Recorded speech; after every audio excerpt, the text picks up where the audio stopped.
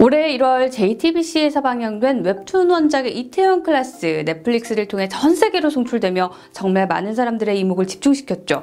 좋아하면 울리는 루갈, 쌍가포차, 승리호 이런 웹툰들도 드라마나 영화로 각색되면서 새로운 비즈니스 구조를 창출하고 있습니다. 시장 규모 1조 원을 눈앞에 두고 점점 세계로 뻗어나가고 있는 한국 웹툰. 앞으로의 전망은 어떨까요? 사실 만화 산업을 생각하면 많은 사람들이 일본을 떠올렸죠. 드래곤볼, 슬램덩크, 코난 등 만화방에서 인기 있던 대부분의 만화들, 일본 원작을 번역한 게 많았습니다. 하지만 웹툰에서는 이야기가 살짝 다르죠. 우리나라가 웹툰의 종주국이나 다름없다는 사실 알고 계셨죠? 한국 웹툰이 갑자기 빵 뜬 건 아니에요. 그 뒤에는 정말 수많은 히스토리가 있었는데요. 2000년대 초반 강풀의 순정 만화 기억하시죠? 연재와 동시에 온라인에서 엄청난 인기를 얻었고 이 붐을 타고 엠파스, 파람 등 포털 사이트에서 웹툰 서비스가 등장하기 시작했습니다. 그 많은 포털들의 웹툰이 다 살아남았냐? 그건 아닙니다. 네이버와 다음만이 살아남았죠. 이유는 운영 방식의 차이였습니다. 엠파스, 네이트, 파라는 외부 업체에 위탁해서 콘텐츠를 공급하는 유통 매개 역할만을 했지만 네이버와 다음은 직접 신진 작가들의 유입을 끌어들이며 콘텐츠를 제공했죠. 한마디로 참여형 플랫폼을 만든 건데 광고주나 에이전시에게도 열려 있었기 때문에 지속해서 새로운 수익 모델을 만들어 나갈 수 있었고 일종의 웹툰 생태계를 조성할 수 있었습니다. 초기에는 여러 포털 사업자들이 사람들을 포털에 유입시키기 위해서 웹툰을 무료로 서비스했습니다. 그래서 웹툰은 무료다라는 인식이 강했는데요. 그럼 수익은요? 웹툰의 광고를 살짝 얹어서 노출시키는 형태로 창출하는 단순한 형태였죠. 그러다 2011년 다음 웹툰이 다시 보기, 미리 보기 같은 유료 서비스를 제공하면서 직접 콘텐츠를 판매해서 매출을 내기 시작했어요. 최근에는 웹툰과 광고를 연계하거나 만화 속의 PPL, 웹툰 작가와 콜라보레이션을 진행하는 브랜드 웹툰 등 다양한 방식의 사업 모델이 개발됐고요. 웹툰계의 선두주자인 네이버를 안 살펴볼 수가 없죠. 2000년대 초 네이버는 만화책을 스캔해서 온라인으로 유통하는 네이버 만화 서비스를 진행했어요. 하지만 이미 사양 산업의 길로 접어든 만화에 네이버 내부에서도 이용자들도 별로 관심이 없었죠. 2004년 만화광이었던 현재 네이버 웹툰 글로벌 김준구 대표는 신입사원이었는데요. 신입사원의 통통 튀는 아이디어로 프로토타입의 형태로 웹툰 서비스를 선보였습니다. 이미 다음에 만화 속 세상이 웹툰 시작을 선점하고 있었기 때문에 김준구 대표는 킬러 콘텐츠를 발굴하자는 목표로 다음과 경쟁에 돌입하죠. 기존의 인터넷 만화가 2030을 노렸다면 1020 세대를 타겟으로 해서 좀 유머러스한 웹툰을 선별하자는 거였죠. 2013년에는 광고와 콘텐츠를 결합한 수익 모델을 도입하면서 사람들이 지속해서 관심을 갖게 했습니다. 예를 들면 웹툰 하단에 캐릭터를 활용한 광고를 게재하는 형식 같은 거죠.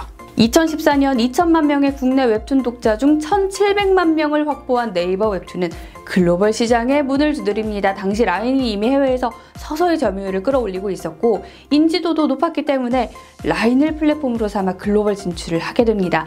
그리고 웹툰 사업에 집중하기 위해서 2017년 독립법인으로 분사를 하고 2,100억을 투자하죠. 글로벌 진출에 따른 과감한 투자에 2017년과 2018년에는 각각 380억, 541억 원의 영업 손실을 기록했는데요. 하지만 투자한 게 아깝지 않을 정도의 성과를 지금 보이고 있습니다. 미국의 라인 웹툰과 일본의 라인 만가 등 2019년에는 남미와 유럽에도 진출해서 연간 거래액 6천억, 월간 페이지 뷰는 105억 뷰를 기록했고요. 글로벌 이용자 수는 6천만 명을 돌파했습니다. 자, 그중 라인 웹툰은 2014년 7월에 출시돼서 2018년 400만 명에 그쳤던 월간 이용자 수가 연평균 71%의 증가세를 보이면서 2019년 말에는 1,000만 명을 기록했습니다. 자, 일본의 라인 만가는 2018년 기준 일본 웹툰 시장 점유율 57%에 연평균 월간 이용자 수는 32% 성장을 기록했고요. 2020년 1분기에는 전년 대비 거래액이 13% 증가했네요. 특히 미국 시장은 네이버 웹툰이 주무대로 이용하고자 아주 예의주시하고 있는 곳입니다. 미국을 통해 유럽과 남미로 쉽게 진출하기 위해서인데요. 이미 라인 웹툰을 중심으로 한 회사의 지배구조도 이에 맞게 변환하는 작업을 마쳤습니다. 5월에 라인 만가가 네이버 웹툰에 합병이 돼서 라인이 보유한 라인 만가의 지분 70%, 네이버 웹툰이 보유한 30%가 네이버 웹툰의 자회사인 웹툰 엔터테인먼트로 넘어왔습니다. 자, 이를 통해 네이버 웹툰과 라인 만가의 콘텐츠 시너지를 이룰 수 있게 됐고요. 미국의 웹툰 엔터테인먼트를 본사로 해서 글로벌 사업 확장에 본격적으로 부릉부릉 시동을 걸었죠. 자, 이처럼 세계로 뻗어나가는 웹툰의 네이버 주가를 견인하는 중요한 역할로 자리 잡고 있습니다. 유튜브와 구글의 점유율 상승으로 인해 네이버 검색 트래픽이 감소하는 이 불안한 요소가 있었지만요. 2018년 전체 영업이익에서 2.25%를 차지한 콘텐츠 붐은 2019년에는 3.18%로 높아졌습니다. 그리고 언택트 열풍에 힘입어서 웹툰 트래픽이 정말 세계적으로 증가했죠. 작년 12월에 선보인 네이버 웹툰 프랑스는요. 구글 플레이에서 상위권을 차지하고 있고요. 또한 전 세계 누적 조회수 45억 회를 기록한 신의 탑 등 대표 웹툰이 앞으로 애니메이션으로 출시될 예정이어서 좀 장기적인 성장세가 돋보입니다. 이커머스, 핀테크, 콘텐츠 등 신사업의 파이프라인을 완성한 네이버는 앞으로의 실적도 긍정적인데요. 증권가는 올해 네이버가 전년 대비 50% 상승한 1조 650억 원의 영업이익을 기록할 걸로 전망하기도 합니다. 자, 그렇다면 카카오는 웹툰 시장을 가만히 지켜만 보고 있었을까요? 당연히 아니죠. 2013년 4월에 처음 서비스를 선보인 카카오 페이지 6년 만에 시장 점유율 41% 돌파, 올해 5월 1일 하루 콘텐츠 거래액만 20억을 돌파했다고 합니다. 카카오 페이지 안에서 유저들이 웹소설과 웹툰을 1억 회차 이상 열람했다는 걸 뜻하는데요.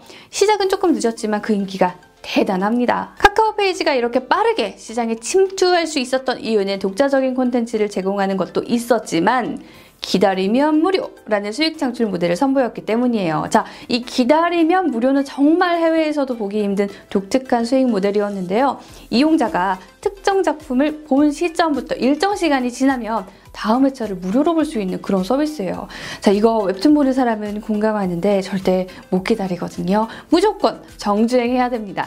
결국 성질 급한 저 같은 사람은 유료 결제를 할 수밖에 없고 인내심 있는 무료 고객들도 잡을 수 있으니까 정말 획기적인 수익 모델이 아닌가 싶습니다. 자, 이런 수익 모델과 양질의 콘텐츠를 기반으로 카카오 페이지는 빠르게 성장합니다. 점차 해외 사업도 확장하게 되는데 중국 텐센트 만화 전문 사이트인 텐센트 동만, 그리고 일본 법인인 카카오 재팬의 웹툰 플랫폼인 피코마를 통해서 웹툰을 제공하고 있는데 2018년 말에는 인도네시아 웹툰 1위 업체인 네오바자를 인수했고요.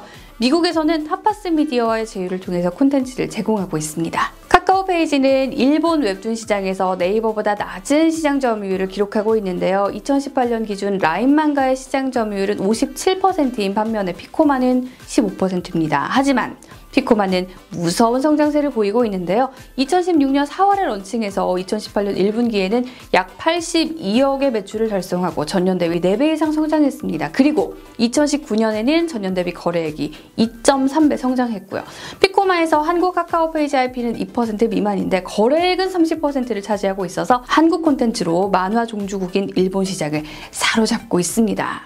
한편 카카오 페이지는 2019년 영업이익률이 11.8%에 머물면서 다른 엔터테인먼트 회사보다 영업이익률이 상대적으로 낮았는데요.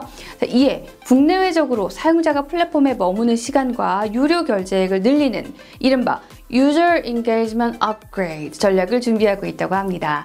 또한 디스플레이 광고 모델을 강화해서 10% 후반대의 영업이익률을 달성하겠다 발표하기도 했죠. 런칭 초기부터 약 7천억의 투자를 통해서 국내에서 가장 많은 오리지널 IP를 보유하고 있는 카카오 페이지는 사업 확장을 위해서 공격적인 M&A를 제시했습니다. 영화, 드라마 제작까지 나아가기 위해서 플랫폼, IP, 미디어 공급 파이프라인을 모두 갖춘 기업을 물색 중이라고 하네요. 마블 시리즈처럼 세계적인 세계관과 캐릭터를 중심으로 스토리를 이어나가고 싶은 카카오 페이지는 SF 콘텐츠인 승리호를 통해서 IP 세계관 구축에 도전하기도 했습니다. 승리호는 올해 영화 개봉을 앞두고 있는데요.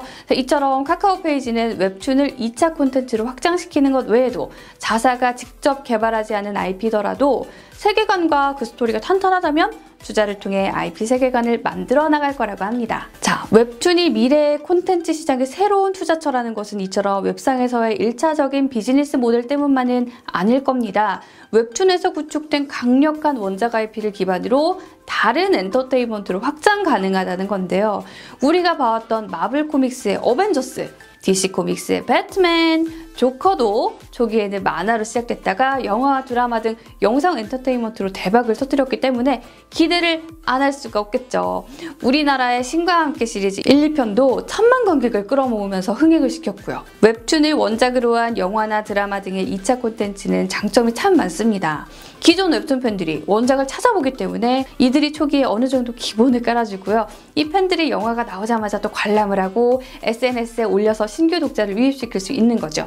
단순히 스토리적인 장점뿐 아니라 마케팅적인 장점도 있는 겁니다.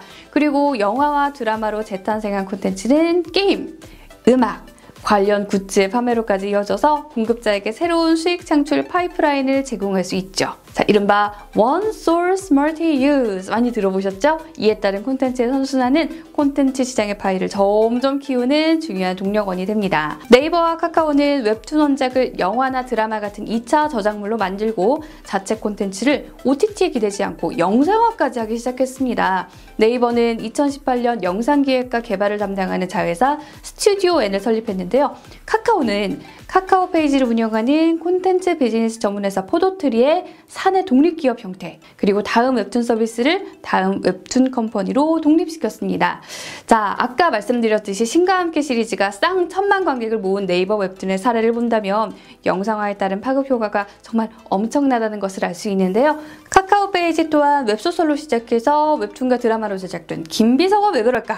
영화 이끼 등을 통해 IP의 경쟁력을 이미 확인했잖아요. 지속해서 IP를 홀딩하고 2차 콘텐츠를 제작하는 행보를 보일 것 같습니다. 스마트폰에서 스크롤을 넘기며 정말 시간과 장소에 구애받지 않고 소비할 수 있는 스낵컬처 콘텐츠인 웹툰. 2015년 세계 디지털 만화 시장 규모는 7,800억 원으로 그중 한국의 디지털 만화 시장 규모는 998억 원이었는데요.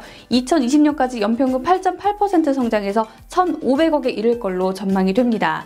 지금의 네이버 웹툰과 카카오 웹툰에 대한 기대, 그리고 이 두 기업의 주가를 보면 투자자들은 단순히 그냥 디지털 만화 시장만을 바라보고 있는 건 아닌 것 같습니다. 오히려 투자자들의 기대감은 어벤져스나 신과 함께 시리즈, 해리포터 시리즈가 보여줬던 원작 IP의 강력한 힘을 기대하고 있는 것 같은데요. 어벤져스 엔드게임이 전 세계적으로 개봉 5일 만에 수익 10억 달러, 우리 돈으로 1조 1,500억을 돌파했던 걸 생각하면 원작 IP의 힘은 정말 대단합니다. 그리고 여기에 도전하는 네이버와 카카오의 행방이, 그리고 K-웹툰의 행보가 전 너무너무 기대되네요. 웹툰 종주국인 대한민국의 만화가 세계 곳곳에 영향력을 끼치는 날을 기대해 보면서 여러분은 웹툰에 대해서 어떻게 생각하시나요? 미래의 가능성이 있을까요? 우리의 미래 먹거리가 될까요? 여러분의 많은 의견 댓글로 남겨주시면 감사하겠고요. 저 신지은의 경제백과는 다음에도 인사이트 있는 정보로 찾아뵙도록 더 노력할게요.